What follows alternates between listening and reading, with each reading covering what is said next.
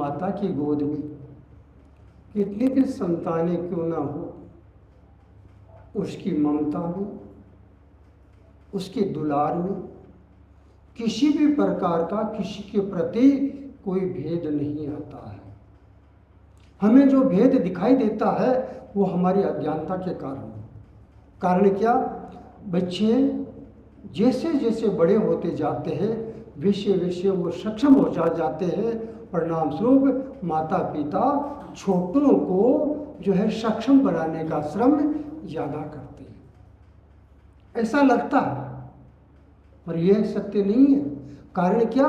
कि बड़ों को सक्षम बना करके उनको अपनी अवस्था में छोड़ दिया, अब छोटों को सक्षम कर रहे हैं।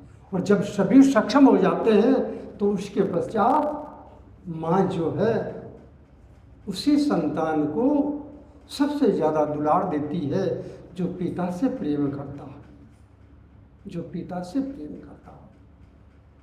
इसी प्रकार हमें ये धरती माता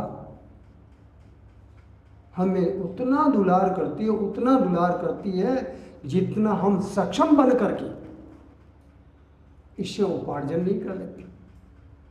इससे कैसे उपार्जन होगा? ये हमें कह रही है, जब तक धैर्य को धारण नहीं करोगे तब तक तुम्हारे जीवन की सफलता अधूरी है। अर्थात सफलता प्राप्त करने के लिए सतत परिश्रम और धैर्य की अति आवश्यकता है। पिता हमें हमारे हर प्रकार की जरूरतों को पूरा करने के लिए सदैव तत्पर रहता है। ऐसा नहीं है कि संतानें बहुत हैं तो किसी के ऊपर कम और किसी के ऊपर ज़्यादा वो व्यवस्थाएं देते नहीं, वो सबके समान रूप से। और जो जैसे जैसे संपन्न बनता जाता है पिता सक्षम बच्चों पर ध्यान ज़्यादा दे करके उनको सक्षम बनाता है। जब सभी सक्षम हो जाते हैं तब पिता प्रसन्न हो जाता है और सभी को समान रूप से सबके मंगल के लिए सदैव कार्यरत रहता है। आज यही संतान विचार करके देखिए, एक पिता के लिए चाहे 4 संतान हो चाहे 8 हो, वो भारी नहीं होती। वो सबका समान रूप से भरण पोषण करके सबकी जिम्मेदारी अपने कंधे पे उठा करके उन सबको अपने कंधों पे बैठा करके अपने साथ में लेके चलता है।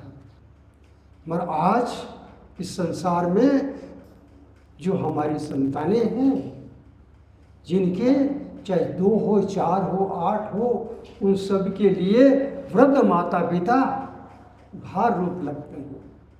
जब छोटे होते हैं तो उनके शब्द होते हैं, मम्मी मेरी है, माताजी मेरी है, पिताजी मेरे हैं, पापा मेरे हैं। और जब वही माता पिता बूढ़े हो जाते हैं तब एक दूसरे भाई से सब झगड़ा करते हैं, माँ तुम्हारी है, माँ तुम्हारी है, पिता तुम्हारे हैं, पिता तुम्हारे हैं, मम्मी तुम्हारी है, पापा तुम्हारे हैं, कोई मेरे नहीं। क्या बात है, कितना भारी लगता है उनको। जबकि माता पिता को संतान भारी नहीं लगती। आज यही कारण है कि भाई में भाई का प्रेम, भाइयों का बहन के प्रति प्रेम और संतान का माता पिता के प्रति प्रेम का अभाव दिनों दिन बढ़ता जा रहा है। परिणाम स्वरूप हमारी सनातन धर्म की जो सनातन मर्यादा है उसको धीरे धीरे धीरे धीरे नष्ट होने के कगार पर है। हे हमारे युवाओं, हे युवतियों, हे जवानों, आप अपने आप को संभाल करके इस सनातन धर्म की रक्षा के लिए और परिवार की रक्षा के लिए, अपने समाज की रक्षा के लिए हमेशा तत्पर बनो।